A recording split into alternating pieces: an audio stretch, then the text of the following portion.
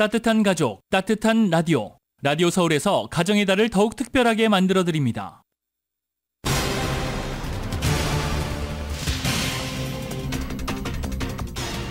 지난 10년간 65세 이상 한인 인구가 69% 늘어난 것으로 조사된 가운데 한인 시니어 60%가 빈곤층으로 나타났습니다. 한인 양용시의 경찰총격 사망사건과 관련해 유가족의 한 지인이 정신질환자에 대한 경찰 총기 사용 제한을 의무화하자는 캠페인을 시작했습니다.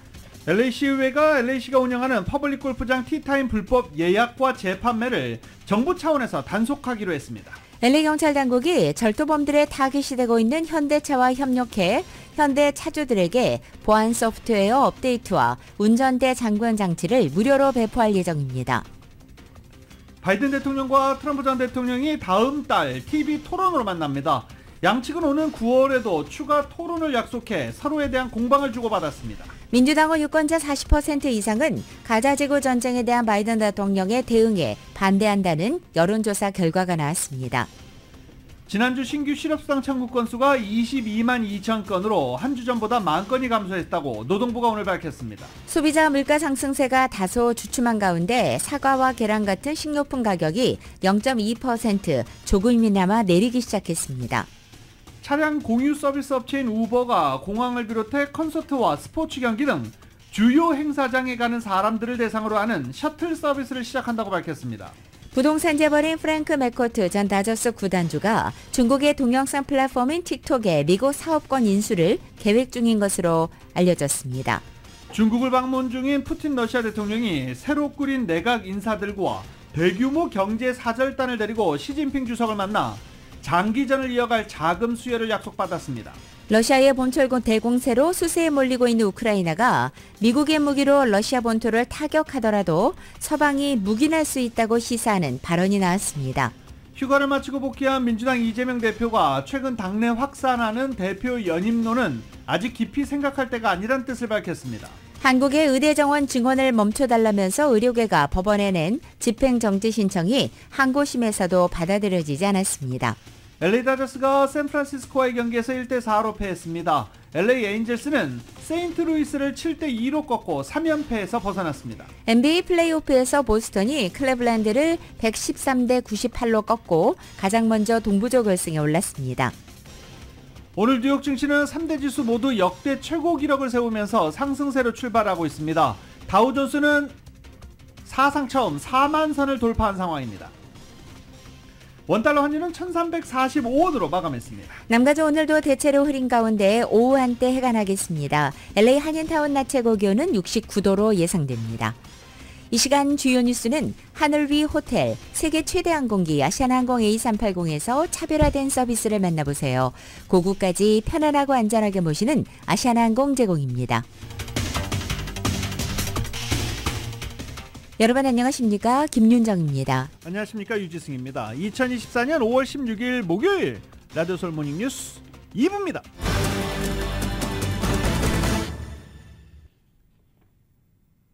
(2024년) 들어서도 차량 절도 사건은 끊이지 않고 증가하고 있다라는 소식 전해드렸었죠. 그리고 또 그 절도범들의 주 타겟이 되는 자동차 현대기아차다라고 해서 소식 전해드린 바 있습니다. LA 경찰국이 이 현대차와 협력해서 차주들에게, 현대자동차 차주들에게 무료 보안 소프트웨어 업데이트와 운전대 잠금 장치를 무료 배포한다고 합니다. 보도국 연결해 봅니다. LA 경찰국이 현대와 협력해 현대 차주들에게 무료 보안 소프트웨어 업데이트와 운전대 잠금 장치를 무료로 배포합니다.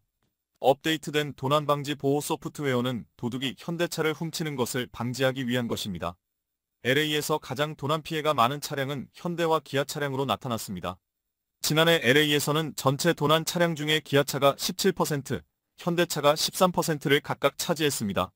무료 이벤트는 오는 17일 금요일부터 19일 일요일까지 오전 8시부터 오후 6시까지 2828 콜로라도 블루바드에 위치한 이글 록 플라자에서 열립니다. 도난 방지 보호 소프트웨어를 업데이트하는 데는 30분 정도 소요됩니다. 또 자동차 핸들 잠금 장치도 무료로 배포하며 도난당한 부품의 판매를 방지하기 위한 추가 안전조치인 차량의 비늘 촉매 변환기에 새겨놓을 수 있는 옵션이 제공됩니다. 라디오 서울 보도국 뉴스룸입니다. LA시 주민들과 사업주들이 부담해야 하는 하수도 요금이 앞으로 4년 동안 2배 이상 오르게 될 전망입니다. LA시의회는 시정부가 제안한 하수도료 인상안을 지난 14일 1차 표결에 붙여서 통과시켰습니다. LA시 위생국은 LA시의 노후화된 인프라 업그레이드와 유지 보수 재원 마련을 위해서 하수도로 인상안을 시의회에 제출한 것입니다. 시위생국의 인상안은 올해 10월부터 2028년 7월까지 약 4년간 모두 7차례에 걸쳐서 하수도 요금을 단계적으로 올리는 방안입니다. 우선 올해 10월 첫 번째로 22%의 인상안을 단행할 예정으로 알려졌습니다. 이 같은 인상안이 실제로 시행될 경우 LA시의 일반적 가정이 부담하는 평균 하수도 요금은 현재 2개월에 $75 40센트에서 올 10월에는 $92 8센트로 오르고 4년 뒤인 2028년 7월이 되면 현재의 2배가 넘는 $155 48센트까지 치솟을 전망입니다. 한편 시위생국은 이번 하수도요금 인상안 시행 전에 공청회 등을 열어서 주택과 건물 소유주들의 의견을 수렴한다는 계획입니다. LA시의회가 시내 퍼블릭 골프장 티타임 불법 예약과 재판매를 정부 차원에서 단속하기로 결의했습니다. 관련 소식 정인호 기자가 보도합니다. LA시 의회가 15일 만장일치로 퍼블릭 골프장 티타임 암시장을 퇴출하기 위해서 단속 방안을 추진하기로 결의하고 시내 골프장 예약 시스템 운영과 관리에 대한 세부 사항에 대해서 보고서를 마련하도록 레크리에이션 부서에 지시했습니다. LA시 레크리에이션 앤 팍스는 여러 골프장을 운영하고 있으며 주민들은 LA시 골프 플레이어 카드로 최대 9일 전까지 티타임을 예약할 수 있습니다. 카드 없는 일반인은 최대 7일 전에 티타임을 예약할 수 있습니다. 웃돈을 받고 티타임을 파는 것은 금지되어 있습니다. 이번 시의회 조처는 지난 3월 브로커들이 퍼블릭 골프장 티타임을 무더기로 예약해 웃돈을 받고 재판매하는 행위가 성행해 골퍼들이 티타임을 잡기가 어려운 상황임에도 시정부가 제대로 단속을 하지 않는다며 골퍼들이 시정부를 상대로 집단소송을 제기한 데 따른 것입니다. 소송에서 원고들은 LA시 레크리에이션 앤 팍스 부서가 빠르게는 지난해 10월부터 티타임 브로커 행위에 대해서 통보받았다고 주장했습니다. 최근 일부 한인 브로커들이 LA시 직영 골프장 티타임을 예약해 웃돈을 받고 재판매하면서 티타임 암시장이 형성되고 있는 것에 대한 논란이 불거진 바 있습니다. LA 출신의 티칭 프로이자 20만 명의 팔로워를 거느린 인스타그램 인플루언서 데이브 핑크가 소셜미디어상에서 티를 풀어달라는 캠페인을 벌이면서 티타임 암시장에 대한 비난 여론이 거세져 최근 LA시는 티타임 브로커들을 막기 위해서 시내 퍼블릭 골프장 예약 시 1인당 $10의 디파짓을 부과하기로 결정하기도 했습니다. 라디오 서울뉴스 정연호입니다. 미주의 한인 시니어 10명 중에 6명이 빈곤층으로 나타났습니다. 이은 기자가 전해드립니다. 15일 LA 한인회관에서 코리안 아메리칸 커뮤니티 파운데이션이 기자회견을 열고 미주 한인 시니어들이 직면한 문제점과 앞으로의 방향을 제시하는 실태조사를 발표했습니다. 이번 실태조사는 코리안 아메리칸 커뮤니티 파운데이션, 사우스폴 재단, 샌프란시스코 한인재단, 주디 스임 재단이 공동으로 의뢰해 이뤄진 것으로 아시안 아메리칸 연맹에 의해 LA를 포함해 미주 7군데 지역에서 이뤄졌습니다. 이번 조사 결과에 따르면 2011년부터 2021년까지 지난 10년 새 미주의 65세 이상의 한인 노인 인구는 69%가 늘었습니다.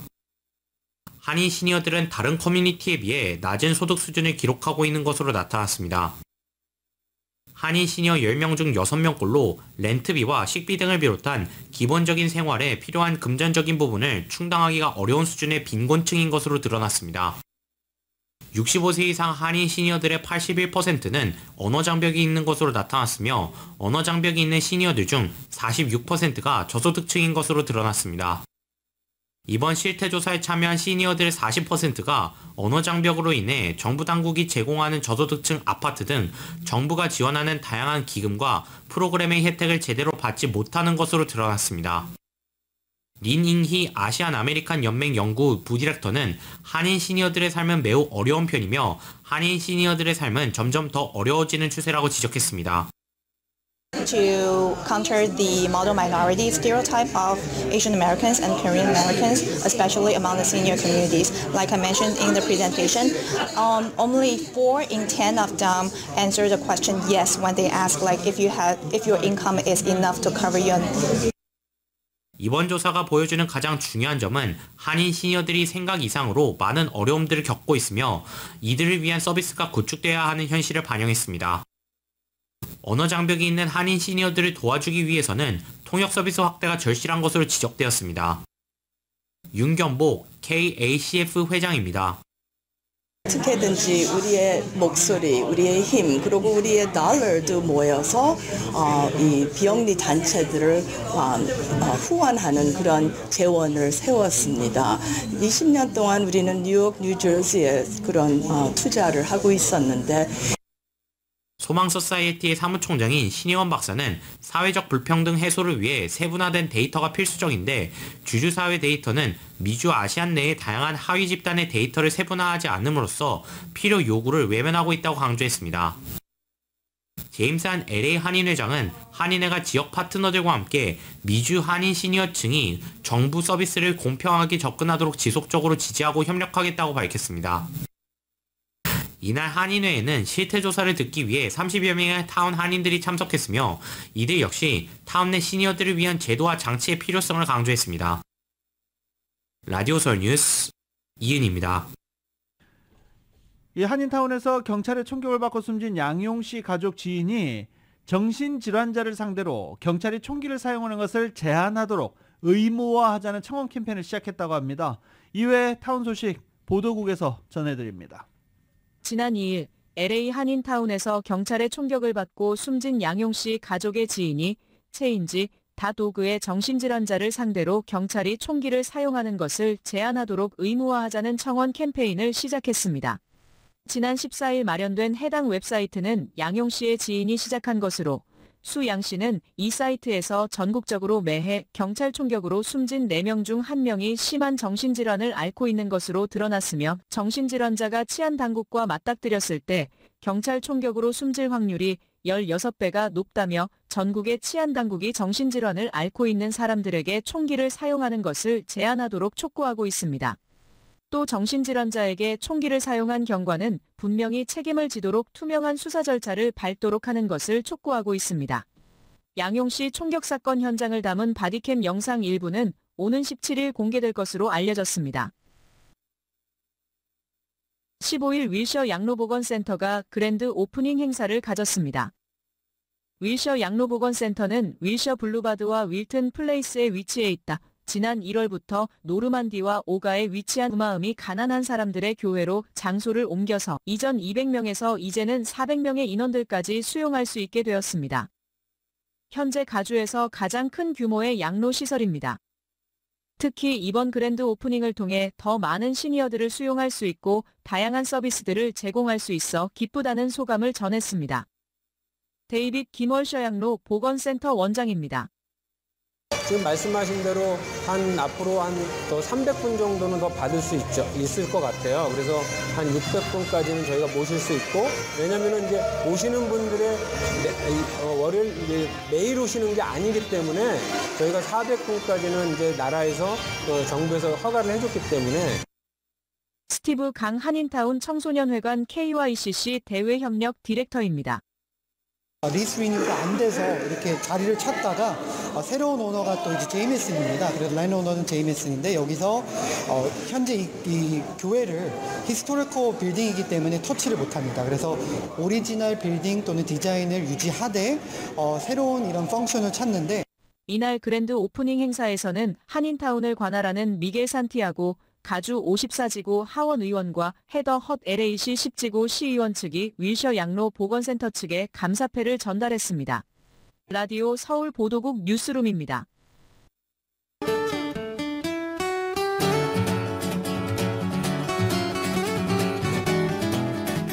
5월 16일 목요일 남가주의 날씨입니다. 오늘도 남가주 지역 대체로 흐리고 오후 한때 햇살이 비치겠습니다. 오늘 아침 출근길 현재 안개와 구름으로 시작하고 있는데요. 점심시간 이후에는 잠시 해가 나겠고 해가 지면서는 다시 흐려지겠습니다. 금요일인 내일과 이번 주 주말 역시 오늘같이 날씨 패턴이 반복됩니다. 그리고 다음 주 월요일 아침에는 부분적으로 이슬비 내리는 곳 있겠습니다. 또 남가주 지역의 낮 기온은 다음 주 중까지도 당분간 예년 기온을 약간 밑도는 상태가 유지될 것으로 보입니다. 건강관리에 유의하시기 바랍니다. LA 한인타운의 오늘 낮 최고 기온 69도, 밤 최저 기온은 58도, 오렌지 카운티 지역은 72도, 59도, 밸리와 일랜드 엠파이어 지역 75도, 56도, 해안 지역은 63도, 58도로 예상됩니다. 한국 오늘 전국이 대체로 맑겠고 서울의 오늘 아침 최저 기온이 55도, 낮 최고 기온 77도로 예상됩니다. 선천적 복수국적법 개정운동이 LA 등 전국에서 확산됩니다.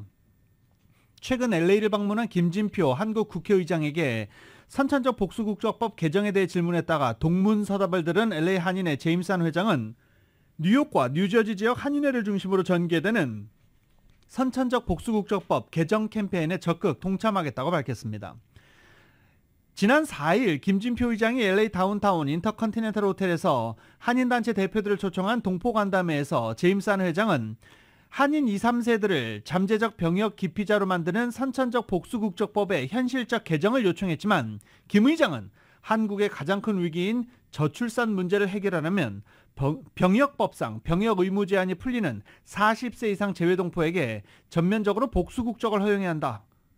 전혀 상관없는 이런 동문서답을 한 바 있습니다.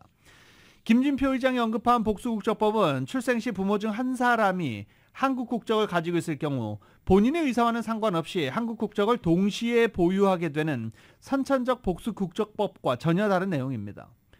제임스 한인 회장은 이번 일을 통해 한국 정치인들이 재외동포의 어려움을 전혀 이해하지 못하고 이해할 생각도 없는 것으로 보여서 큰 실망감을 느꼈다라고 말하기도 했습니다. 안 회장은 곧 개원하는 22대 한국 국회에서 법사위와 외교위원들에게 문제의 심각성을 알리고 국적 자동 상실제 부활을 내용으로 하는 선천적 복수국적법 개정안이 통과될 수 있도록 앞장서겠다고 강조했습니다. 이를 위해 LA 한인회는 다른 지역 여러 한인회와 공동으로 국적법 개정을 위한 청원 캠페인을 전개하고 2차 청원서를 한국에 다시 보낼 계획입니다.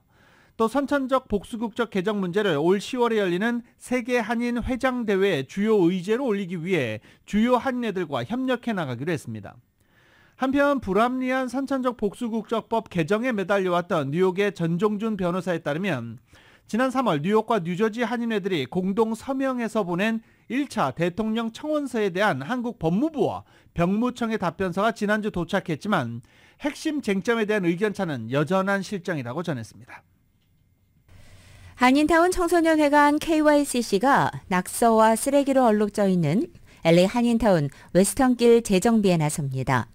타운 조경, 거리 정화에 앞장서고 있는 KYCC는 웨스턴과 사가 일대의 거리 환경 개선을 위한 웰컴 투 웨스턴 프로젝트를 시작한다고 밝힌 것입니다.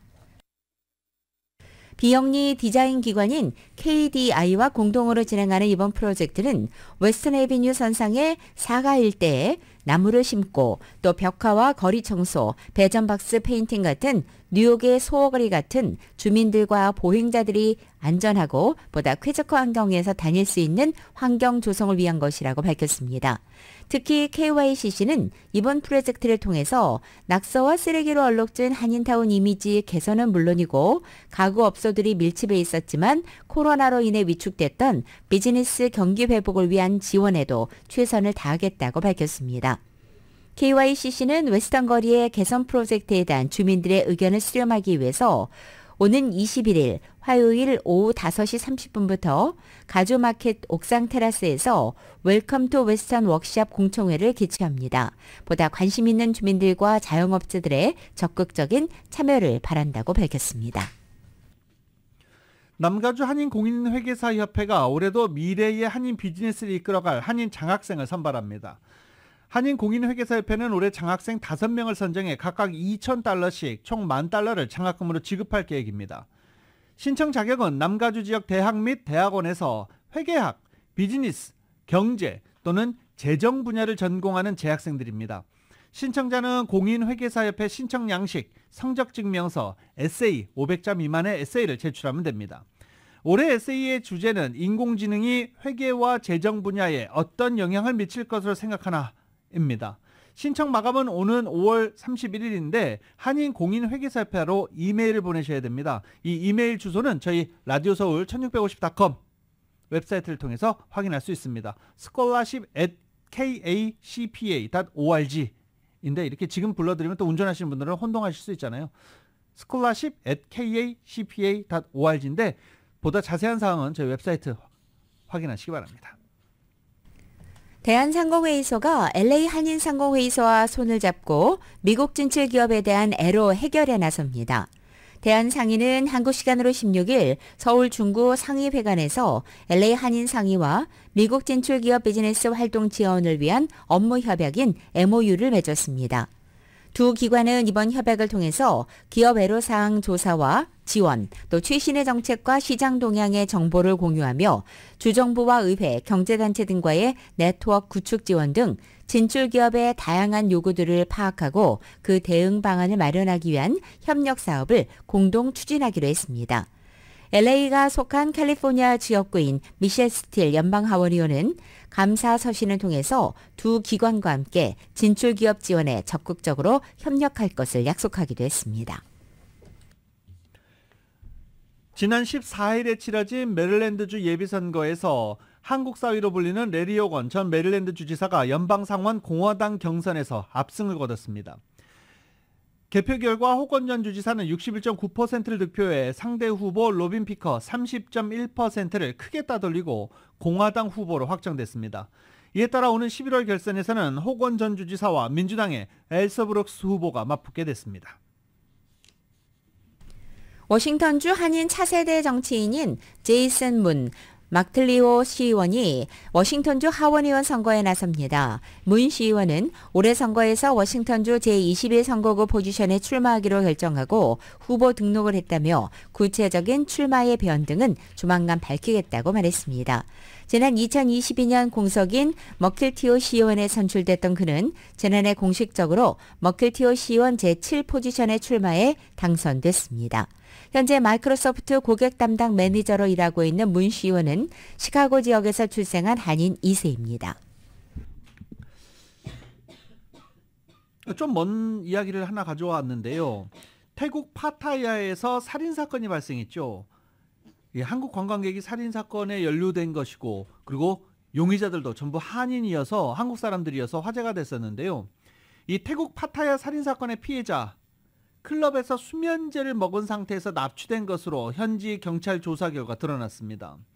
피해자들은 은행 계좌 비밀번호를 요구했고 이를 거부하는 피해자를 폭행해 살해한 것으로 알려지고 있습니다. 한국에서는 용의자들 공개하지 않았습니다. 그런데 태국 경찰이 용의자들을 모두 신상을 공개해버렸죠. 용의자를 신상 공개하고 이름까지 싹 다 공개가 됐습니다. 얼굴, 이름 모두 태국 경찰이 공개를 했습니다. 이로운, 이영진, 김형원 이 3명의 용의자로 확인됐습니다. KBS가 보도합니다. 태국 파타야에서 숨진 채 발견된 노모 씨. 유족들의 뜻에 따라 태국 전통 방식으로 장례를 치렀습니다.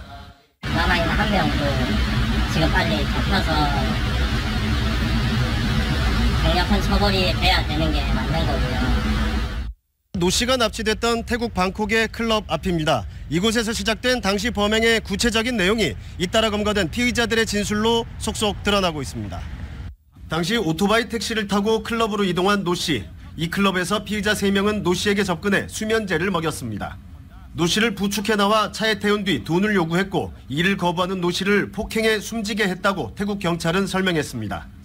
곧바로 파타야로 이동한 피의자들은 대형 플라스틱 통을 구입한 뒤 지난 4일 노 씨를 저수지에 유기했습니다. 부검 결과 노 씨의 사인은 폭행에 의한 갈비뼈 골절과 호흡장애. 태국 경찰은 철저한 계획 범죄였다며 노 씨가 숨진 이후 노 씨의 계좌에서 현금이 이체된 기록을 확인했다고 밝혔습니다. 한국 경찰은 캄보디아에서 붙잡힌 피의자 송환을 서두르는 한편 나머지 피의자 1명의 신병 확보에 주력하고 있습니다. 방콕에서 KBS 뉴스 정윤섭입니다. 10대 청소년들 사이에서 기승을 부리며 사회 문제가 된 현대차와 기아 차량의 절도놀이가 결국 4명이 사상하는 비극으로 이어졌습니다. 캘리포니아 고속도로 순찰대와 롱비치 경찰당국에 따르면 지난 13일 밤 롱비치 지역 710번 프리웨이에서 기아 차량을 훔쳐 타고 과속으로 달리던 15세 운전자가 갑자기 프리웨이 출구로 빠져나가려고 방향을 틀다 중심을 잃고 대형 트럭과 충돌하는 사고가 발생했습니다. 당시 이 도난 차량 안에는 13세부터 15세 사이의 청소년 4명이 타고 있었고 이날 사고 충격으로 기아 차량이 갑자기 큰 화염에 휩싸이면서 차량을 운전하던 운전자가 사망하고 탑승자 3명은 중상을 입었다고 경찰은 밝혔습니다. 사고 직후 차량이 불길에 휩싸이자 현장에 출동한 구조대원들이 긴급히 탑승자들을 구조했지만 15세 운전자는 결국 사망한 것입니다. 1950년 한국전쟁 당시 실종됐던 17세 미군 병사 2명의 유해 신원이 70년 만에 확인됐습니다. 미 국방부 전쟁포로 실종자 확인국은 한국전쟁 중 실종된 육군 일병 토마스 A. 스미스와 상병 리처드 셀루버 유해를 확인했다고 밝혔습니다. 두 사람 모두 실종 당시 나이는 17세였습니다.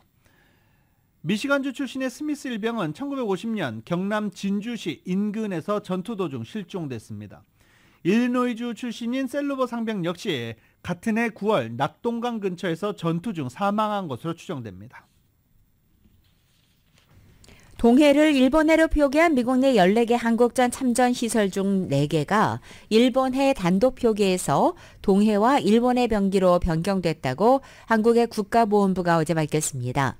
보훈부가 제외 공간을 통해 현지 지방정부와 또 한국전 참전협회에 동해와 일본해 병기를 꾸준히 요구해서 미국 측이 한국 요청을 수용한 것으로 전해졌습니다. 보훈부에 따르면 작년 5월 기준으로 미국 내 14개 한국전 참전 시설물은 한반도 동쪽의 바다를 동해가 아닌 일본해로 표기했습니다. 기러기는 한 번에 알을 얼마나 낳고 얼마나 부화할 수 있을까요? 이 친구들도 입양을 할까요? 네. 화제 소식 KBS가 모아봤습니다. 이제 막 헤엄 방법을 익힌 새끼들을 이끌고 입수하는 어미 기러기. 그리고 그 뒤를 따르는 새끼들의 끝없는 행렬. 몇 마리인지 세어보니 무려 10마리 정도입니다. 행렬 마지막에는 헤엄이 서툰 새끼들을 보살피며 다른 기러기가 따라갑니다. 이 캐나다 기러기 가족은 북미 디트로이트강 국제야생동물보호구역에서 포착됐습니다. 영상을 본 현지 누리꾼들은 기러기 부부가 이렇게 수십 마리의 새끼를 낳는 게 가능한지 설왕설래했는데요. 이에 대해 미국 야생동물관리국은 영상 속 캐나다 기러기 부부는 양부모로 추정된다고 밝혔습니다.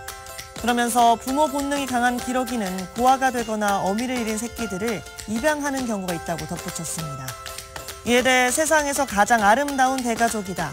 새끼들 모두 아무 탈 없이 건강하게 자라길 바란다는 누리꾼들의 댓글이 이어졌습니다. 시내 한복판에 서 있는 원형 구조물 앞에서 사람들이 손을 흔들고 신나게 춤을 추기도 합니다. 더 포탈이란 이름의 이 공공 설치물은 리투아니아 출신의 예술가들이 기획한 프로젝트 작품인데요. 지난주 미국 뉴욕 맨해튼과 아일랜드 수도 더블린에 등장했습니다. 중앙에 있는 생중계 스크린을 통해 두 도시 시민이 실시간으로 교류하면서 직선거리로 5,000km가 넘는 두 공간을 하나로 연결하는 교두보 역할을 기대했다고 합니다. 하지만 공개된 지 일주일도 안 돼 해당 설치물은 한시적으로 폐쇄됐는데요.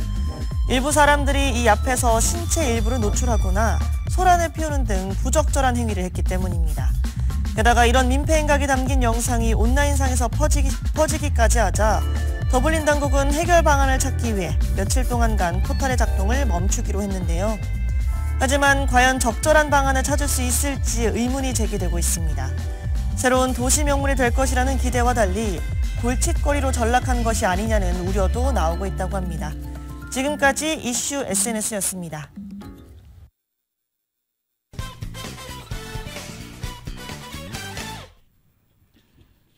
라디오서울 모닝뉴스 함께하고 계십니다. 이스라엘과 팔레스타인 무장정파 하마스의 가자지구 전쟁이 반년 넘게 이어지는 가운데 민주당원 유권자 40% 이상이 가자지구 전쟁에 대한 바이든 대통령 대응에 반대한다는 여론조사 결과가 나왔습니다. 로이터와 여론조사 기관 입소스가 지난 7일부터 14일까지 유권자 3,934명을 대상으로 한 여론조사 결과에 따르면 민주당원 응답자 44%가 가자 전쟁과 대학가 반전 시위에 대한 바이든 대통령 대응에 반대한다라고 답했습니다. 최근 민주당원 유권자 사이에서 이스라엘의 가자지구 공격으로 팔레스타인 사망자가 3만 5천 명 넘게 발생한 와중에도 계속 이스라엘에 무기를 지원하는 바이든 행정부 정책에 대한 비판 여론이 높아지고 있는 것입니다. 대학가에서도 가자 전쟁과 이스라엘 정책에 반대하는 시위가 번지면서 바이든 대통령 재선 가도에 악재로 작용할 수 있다는 전망도 나오고 있습니다. 이번 여론조사에서도 조사 대상 전체 유권자 가운데 바이든 대통령의 가자 전쟁 대응에 찬성한다는 비율은 34%에 그쳐서 부정적인 여론이 높은 것으로도 나타났습니다. 여론조사 전략가 더글러스 쇼어는 이 가자 전쟁과 대학가 시위는 바이든에게 있어 매우 차가운 손실이라며 그는 진보와 보수, 중도 모두로부터 표를 잃고 있다라고 분석했습니다.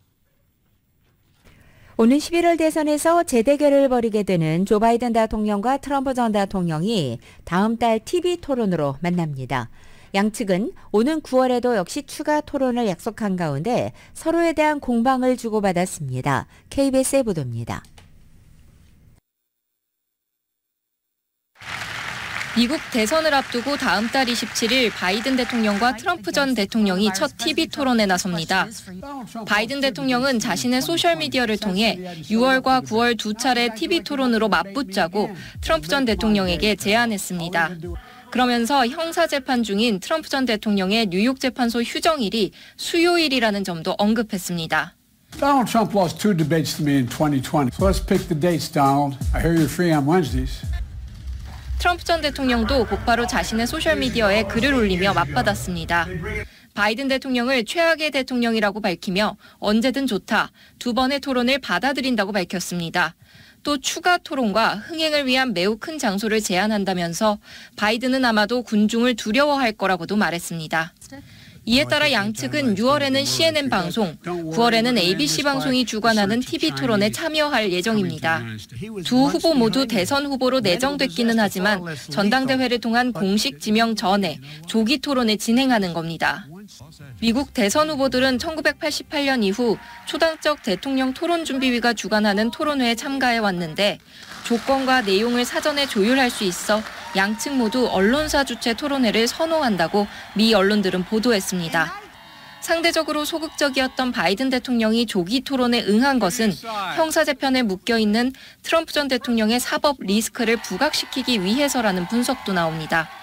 바이든 대통령 측이 기존 위원회 주최 토론을 볼거리 위주라고 비판한 가운데 다음 달로 예고된 첫 TV 토론은 청중 없이 진행될 예정입니다. 워싱턴에서 KBS 뉴스 조혜진입니다. 트럼프 전 대통령과 대선 경쟁, 공화당 대선 경선에서 마지막까지 경쟁했던 니키 헤일리 전 유엔 대사가 꺾이지 않는 뒷심을 발휘하고 있습니다.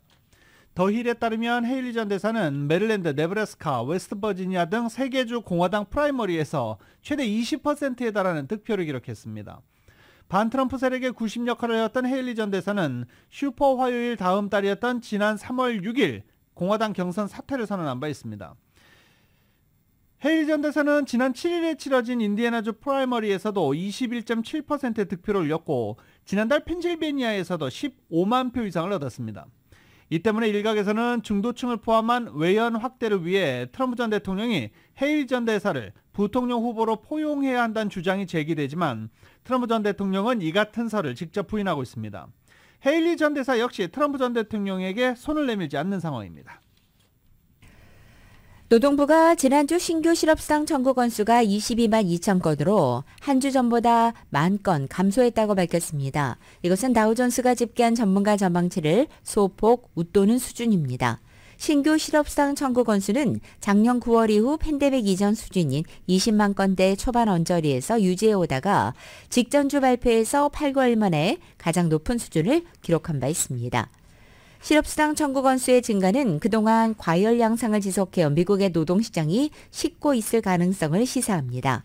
연준은 노동시장 과열이 인플레이션 고착화를 초래할 수 있다고 보고 현재 고용 관련 지표를 눈여겨보고 있습니다. 오늘 지금 뉴욕 증시 때문에 시끌시끌합니다. 네. 뉴욕 증시 다우존스 지수가 사상 처음으로 4만 선을 돌파했습니다. 3대 지수 모두 역대 최고 기록을 세우면서 상승세로 출발 중인데요. 다우존스 30 산업평균 지수는 장 초반에 사상 처음 4만 선을 돌파했고 S&P 500 지수와 나스닥 종합주가 지수도 역대 최고 기록을 계속 갈아치우면서 고공행진을 하고 있는 중입니다. 증권거래소에서 다우존스 산업평균 지수는 전장 대비 109.07포인트가 오른 4만 17.07을 나타내고 있는데 계속 조금씩 변하고 있죠. 그렇기 때문에 정확하게 지금 4만 22.62 지금 현재 시간 기록하고 있는 중입니다. 미국의 차량 공유 서비스 업체인 우버가 공항을 비롯해서 콘서트와 스포츠 경기 등의 대상으로 셔틀 서비스를 시작합니다. 우버 셔틀 사업 부문의 총책임자는 어제 우버 셔틀은 저렴하고 편리한 이동수단을 제공할 것이라면서 이 서비스가 조만간 미국에서 개시될 것임을 알린 것입니다. 이집트와 인도에서는 이미 이 서비스가 시작됐다고 우버는 전했습니다. 미국 내 서비스는 이번 여름 마이애미와 시카고, 피츠버그, 샬럿에서 우선 시작되고 이후 다른 지역으로까지 확대될 예정입니다.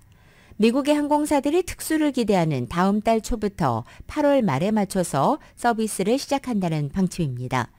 이 서비스는 운전기사와 차량 제공업체와 협력을 해 이루어집니다. 통상적인 차량 호출 서비스인 우버X보다 훨씬 저렴하다고 우버 측은 설명했으며 서비스에 투입되는 차량은 14인승부터 55인승까지입니다. 이 서비스는 또한 미리 예약을 받는 만큼 치솟는 가격의 영향을 받지도 않습니다. 고객으로서는 최대 7일 전부터 좌석을 5개까지 예약할 수 있습니다. 소비자 물가 상승세가 다소 약해진 가운데 사과, 계란 등 식료품 가격이 조금이나마 내리기 시작했습니다. 소비자 물가 지수에서 식료품 가격이 전월 대비 0.2% 하락한 것입니다. 0.2%가 뭐야 이러실 수도 있죠. 네. 근데 외식 물가는 또 0.3%가 올랐어요. 그래서 전체 식품 물가 상승률은 0%를 나타냈습니다. 저소득 이 패스트푸드 식당을 찾는 고객들도 크게 줄었습니다. 저소득 고객 비중이 높은 맥도날드는 실적 발표에서 어려움을 토로했는데요. 맥도날드는 고객이 다시 돌아올 수 있도록 합리적 가격을 유지하는 데 특별히 중점을 두고 있다라고 말했습니다. 패스트푸드 가격은 현재 미국은 2019년 수준에 비해서 무려 33%나 높은 수준입니다. 맥도날드는 고객 유치를 위해서 25일 다음 달입니다. 다음 달 25일부터 $5 메뉴 세트를 한시적으로 판매할 예정이다 라고 현재 공개를 하고 있는 상황입니다. 맥도날드의 $5 메뉴가 과연 이 패스트푸드 업계 손님을 다시 끌어오는 중요한 자극제가 될지 많은 사람들이 눈여겨보고 있습니다. 슬로바키아 소식 전해드립니다. 현직 총리가 지지자들을 만나다가 총격을 받고 쓰러지는 충격적인 사건이 벌어졌습니다. 응급수술을 받은 슬로바키아 총리는 다행히 위험한 고비는 넘긴 것으로 알려졌습니다. 슬로바키아 정부는 현장에서 체포한 용의자를 상대로 현재 범행 동기를 조사하고 있습니다. YTN입니다.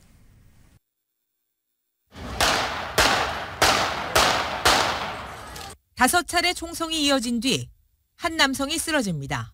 슬로바키아의 로베르트 피초 총리입니다. 총격 당시 총리는 정부 회의를 마치고 나와 지지자들을 만나고 있었습니다. 현지 언론은 피초 총리가 복부에 총을 맞았다고 전했습니다. 누구도 예상 못한 총격에 현장은 아수라장이 됐습니다. 슬로바키아 정부는 총리가 수차례 총격을 입어 응급수술을 받았다고 발표했습니다. 정부는 현장에서 체포된 용의자가 지난달 대통령 선거 직후 정치적 의도를 가지고 범행을 결심했다고 밝혔습니다. 친러시아 성향의 피초 총리는 과거 3차례 집권 후 지난해 10월 총선에서 우크라이나 지원 반대 여론을 바탕으로 승리했습니다. 국제사회는 이번 암살 시도에 충격을 감추지 못했습니다. The president expressed his alarm and deep concern over the attack.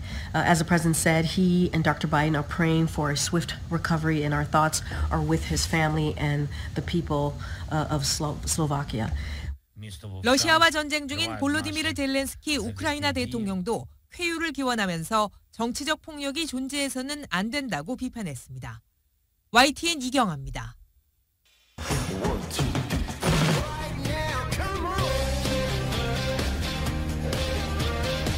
라디오솔 모닝뉴스 스포츠 소식입니다. 스포츠 소식은 전문가가 추천하는 이민법과 가정법 전문 재인정 종합법률사무소 제공입니다.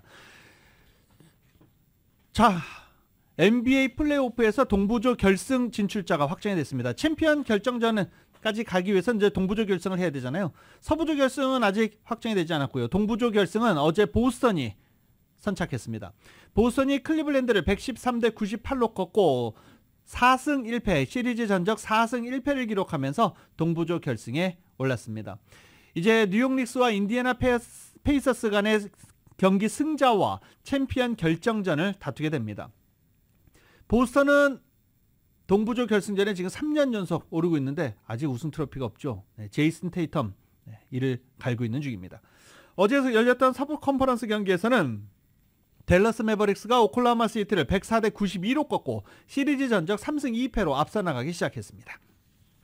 잉글랜드 프리미어리그에서 첼시가 4연승을 거두면서 다음 시즌 유럽대항전 출전이 유력해졌습니다. 손흥민의 토트넘은 마지막 경기에서 비기기만 해도 유로파리그 출전을 확정하게 됩니다. Y10입니다. 첼시와 뉴캐슬, 맨유의 6위 싸움에서 첼시가 웃었습니다. 전반 34분 첼시의 팔머가 그림 같은 헤더로 선제골을 넣었습니다. 팔머의 이번 시즌 리그 22호 골입니다. Oh, brilliant goal! Is there anything he can't do? Cole Palmer steers in the most remarkable header. Chelsea are in front. 은kun쿠가 후반 19분에 추가골을 넣으며 2골차 리드. 첼시는 웰백이 한 골을 만회하는 데 그친 브라이턴을 2대1로 이기고 리그 4연승을 거두며 6위로 올라섰습니다. 5위 토트넘과 승점 차는 3점.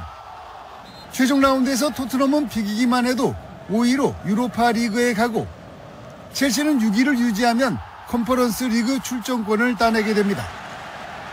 토트넘은 셰필드 원정, 첼시는 본모스와 홈 경기를 남겨놓고 있습니다.